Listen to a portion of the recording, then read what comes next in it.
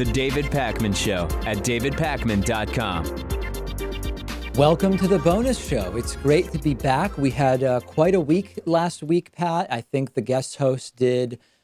Is it fair to say the best job guest hosts have ever done? I mean, that would almost like belittle prior guest host performances in a way.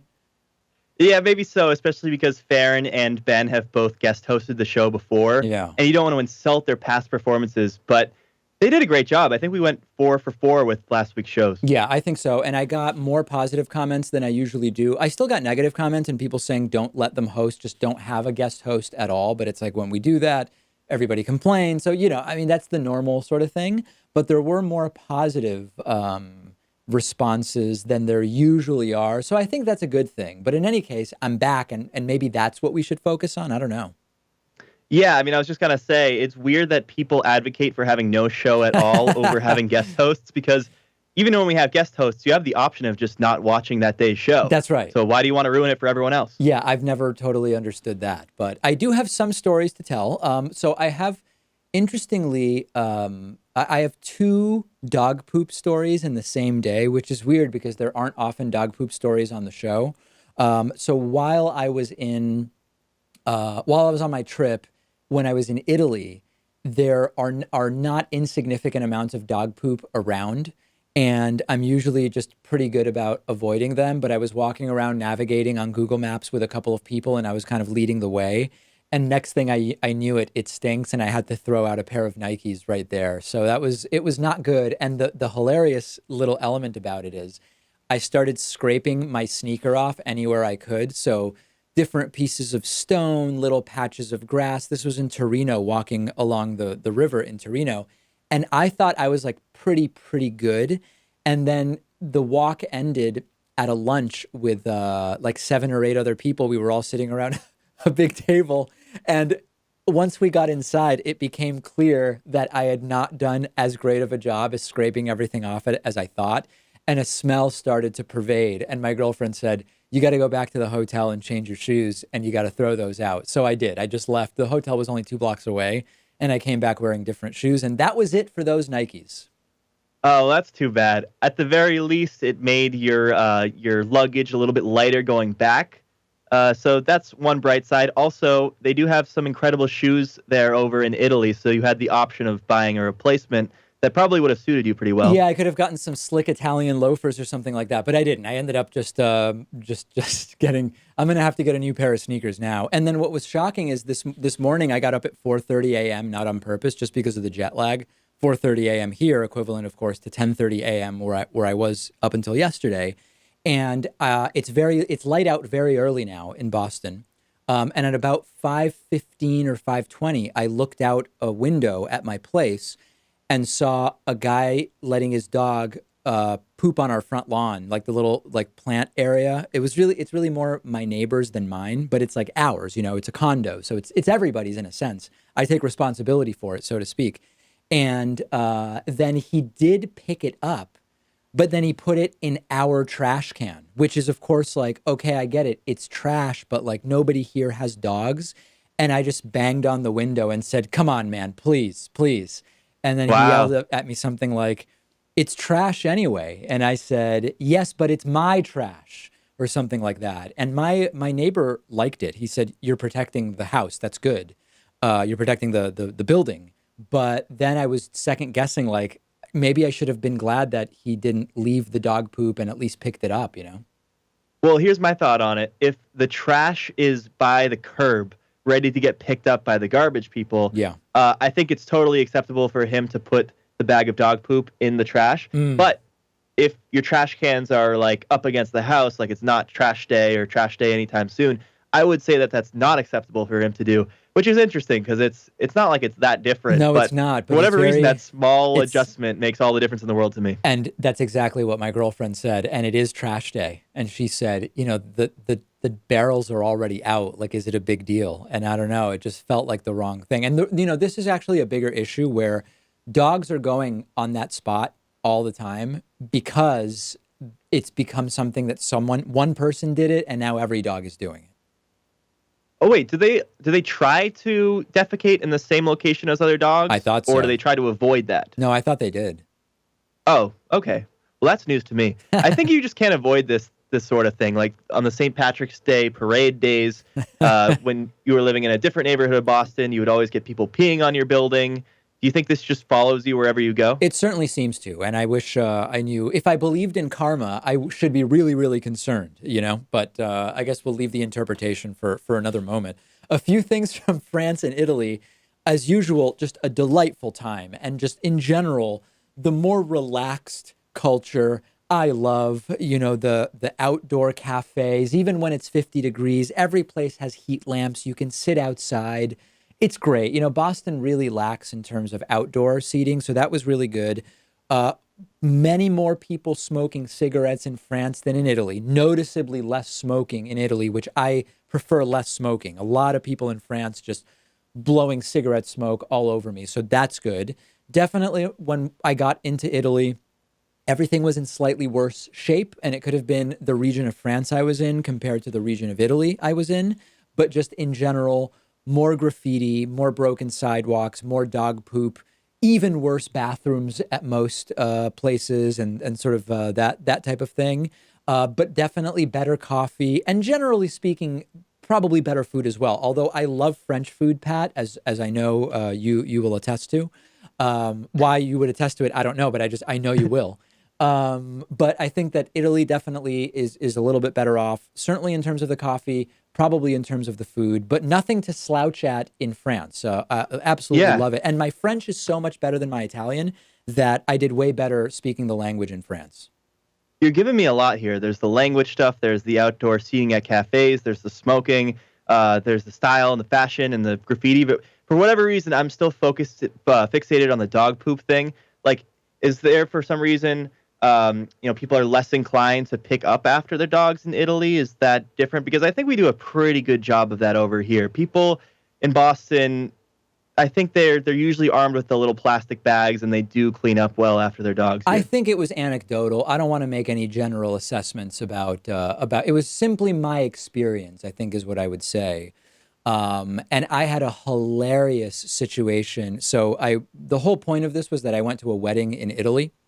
And one of the things, there were all sorts of Italians and Americans, because it was a joint Italian-American Jewish wedding, interestingly, in northern Italy. Very interesting ceremony.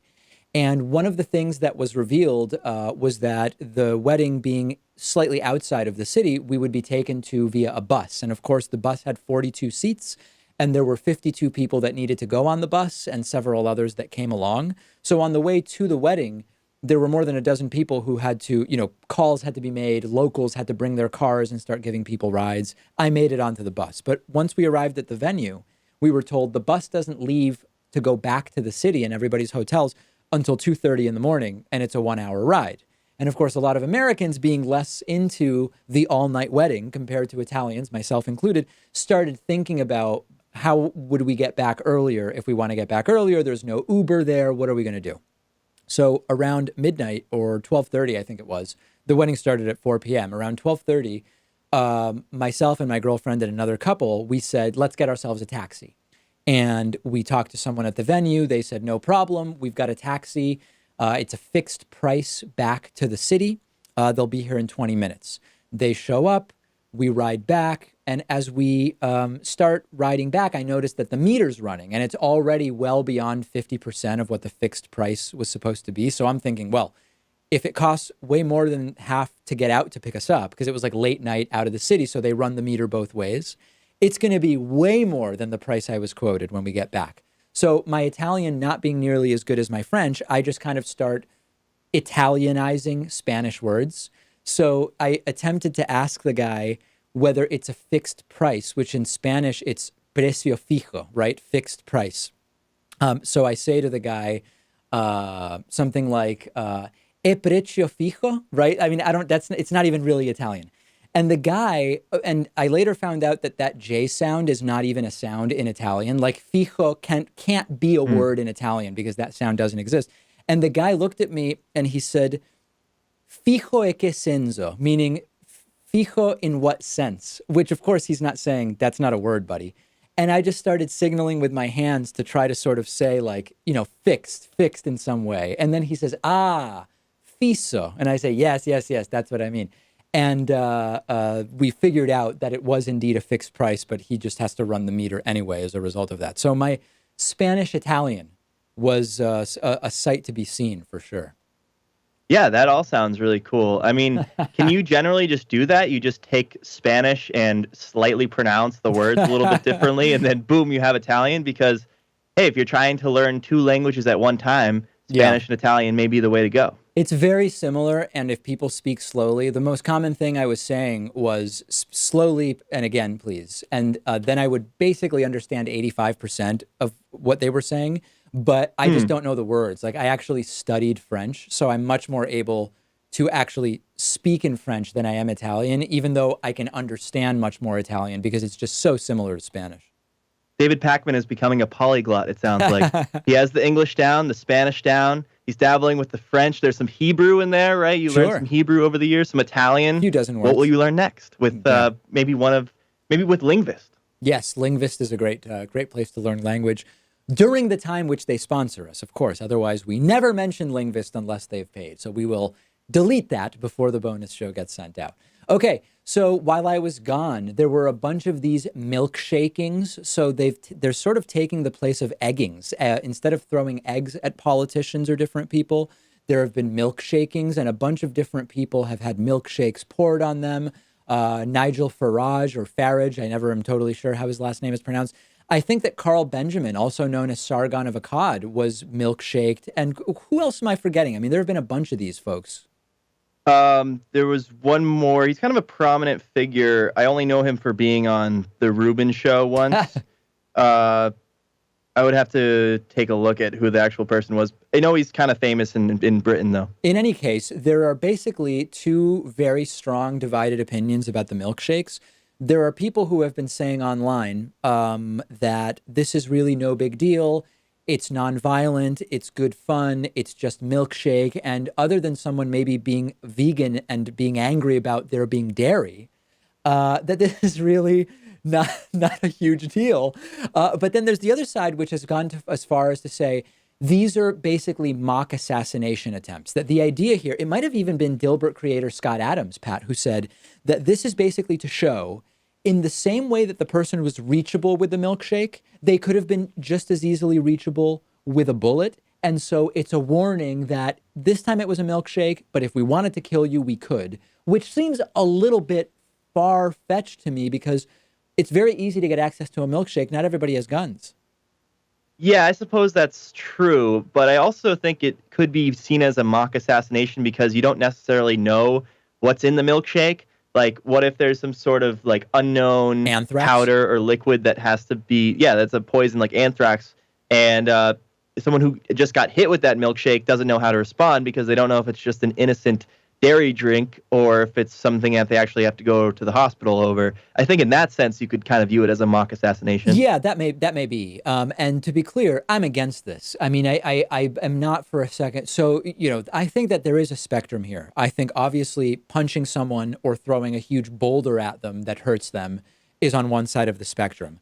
The glitter bombs, which we've seen, where politicians will get glittered, I think are like 2% not okay. I think it's basically okay. I get it. It is a form of an assault, but it's not throwing a stone at someone, although I wouldn't do it myself, but I think it's completely on the other end of the spectrum. Milkshake is probably somewhere in the middle, but I am opposed to throwing stuff at anyone. I don't think that it's nothing I would ever advocate, I think is the point I'm making. Yeah, and I do think it's assault. It's just very low-level assault, probably something that shouldn't get you a prison sentence or anything like that. But I do frown upon it. It is funny, but I try to hold back that laughter because I know that it's wrong. Interestingly enough, over in Edinburgh, they recently asked McDonald's to stop selling milkshakes because Nigel Farage was visiting there for an event, and they didn't want people to go buy milkshakes at that McDonald's just so they could throw it at Nigel Farage, which is interesting. I mean, I think overall in the country, they're trying to get McDonald's to stop selling milkshakes while this phenomena continues to go on. And the fast food restaurants are having none of that. They don't want to lose out on any of those profits just because this is the new craze. Yeah, no, they want to keep pumping out those milkshakes. And by the way, there's an alternative here, which would be a sort of Soylent drink replacement, but that would make every single one of these extremely expensive to do if they switch to Soylent. Yeah, a bottle of Soylent is $3.50. Of course, you can get it in bulk for a little bit cheaper, but I think the lowest you can get it down to is about $3 a bottle, which is that's kind of expensive. And how much $3 is in a bottle though? for, Because I imagine that these big, huge milkshakes are significantly larger than a bottle of Soylent. Well, yeah, you're right. So the bottle of Soylent is $3.50 for 400 calories. Whereas a milkshake you can get at McDonald's probably for $1 or $2, and I'm imagining that's a lot more than 400 calories. Well, probably more like 700 or 800. I was thinking not in terms of the caloric content, but more in terms of the liquid volume. But I think it's perfectly fair to say how they differ in terms of calories as well. Yeah, no, there's definitely some overlap though between the volume and the caloric intake. I think this is just an example of how differently our minds work, because I'm always focused on the calorie to dollar ratio, and maybe you're just looking at the volume to dollar ratio. One other thing, just because you throw liquid at someone doesn't mean that it's harmless. I mean, I think there would certainly be a difference between hot coffee and a cold milkshake. And I think that's another, we can't just rank these things by whether something liquid or solid was thrown. There are other considerations. And certainly I think we would all agree that even though I think most people in the audience would not advocate for milkshaking people, that throwing hot coffee at people would be even worse. I don't know if you agree with me on that, Pat. Oh, yeah, absolutely, because then you can get burned. You can actually get physically damaged. It's not just like something, like a milkshake where you're just going to have a bad day and have to go through the rest of the day with some stained suit on. No one wants to do that, but it's not nearly as bad as getting hot coffee thrown at you. There is one scene from the Netflix documentary about, I don't know, it's on Netflix. I don't know that it's a Netflix original, about Emmanuel Macron's presidential candidacy, where he gets egged and an egg just like it pops right on the top of his head. And within like 5 minutes, he's back out wearing a really great looking suit. Like they were totally prepped to handle that situation, and he was able to laugh it off. Yeah, the president actually drives around with a spare suit in the Beast, as they call it. And, that's good. It can come in handy in case of a powder or liquid attack. You got to be prepared. One other thing, what's the best way to respond to getting milkshaked or egged? Like, should you smile and laugh it off? Should you get angry? Like, I feel like no matter what you do, you're not going to come out of there looking good. No, I mean, if you laugh, I don't know. I mean, I think it's best not to go into a rage and throw a temper tantrum, because that's what they want. But also simply laughing, I mean, it's not nothing, and it's not the type of thing I would just laugh about. I mean, I think the ideal thing would be that you don't react too much either way, but then like hopefully authorities or other people who are around detain the individual. I don't know. This is all very interesting.